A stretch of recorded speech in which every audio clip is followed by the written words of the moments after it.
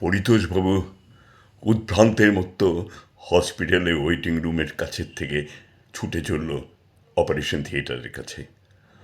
Operation থিয়েটারের কাছে গিয়ে পাগলের মতো দৌড়দৌড়ি করতে শুরু করলো। একে জিজ্ঞেস করছে, ওকে জিজ্ঞেস করছে, আচ্ছা ডাক্তারবাবু এখনও আসেননি? বললো না, ডাক্তারবাবুকে ফোন করা হয়েছে, এলো বলে এক্ষুনি এসে যাবেন। বলতে বলতেই ডাক্তারবাবু করিডোর দিয়ে অপারেশন থিয়েটারের দিকে যাচ্ছিলেন। সঙ্গে সঙ্গে পরিতোষবাবু, এই যে ডাক্তারবাবু, আপনার কি আক্কেল পছন্দ বলে কিচ্ছু নেই?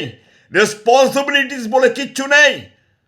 ডাক্তারবাবু খুব শান্তশিষ্টভাবে ওনার দিকে ঘুরে দাঁড়ালো। বলুন। বলুন মানে? আমার ছেলে মৃত্যুর সঙ্গে লড়াই করছে, তার অপারেশন করা অত্যন্ত জরুরি, আর আপনার জন্য সবাই অপেক্ষা করছে, আর আপনি এত দেরি করে এলেন। দেখুন, বাঁচা মরা ওপরওয়ালার হাতে। তাকে ডাকুন, আপনার ছেলে ভালো হয়ে যাবে। আমি বা আমরা নিমিত্ত মাত্র। আমরা চেষ্টা করতে পারি, এর থেকে বেশি না। আপনি ধৈর্য ধরুন, শান্ত হন। আমি অপারেশন থিয়েটারে ঢুকছি।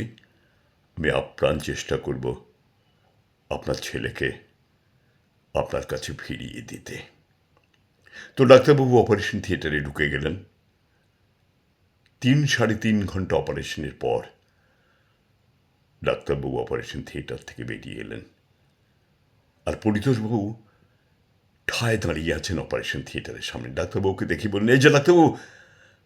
বলো, অপারেশন সাকসেসফুল, কোনো রকম বিপদ নেই, সমস্ত রকমের বিপদ মুক্ত আপনার ছেলে, আর কোনো চিন্তা নেই। ভগবান আপনার ডাক শুনেছেন। আর আপনাকে বাকি কথা যা বলার, পেছনে নার্স আসছেন, নার্স বলবেন। কেমন? আমার একটু তাড়া আছে, আমাকে আমাকে যেতে দিন প্লিজ, বলে ডাক্তারবাবু বেরিয়ে গেলেন। নার্স আস্তে আস্তে এলো। এই যে আপনি ডাক্তারবাবুকে এমন করে কথা বললেন কেন? বলবো না, ভদ্রলোকের কি কোনো রেসপন্সিবিলিটিস নেই? ওনার যা রেসপন্সিবিলিটিস আছে, এ পৃথিবীতে দ্বিতীয় কোনো ব্যক্তির আছে বলে আমার মনে হয় না। আপনি জানেন কেন তার হসপিটালে আসতে 10 মিনিট দেরি হয়েছে? জানেন আপনি? হ্যাঁ, আপনি জানেন না। আপনার ছেলের সঙ্গে যে গাড়িতে মেয়েটি ছিল, বলতে আমার বলতে আমার বুকটা ফেটে যাচ্ছে।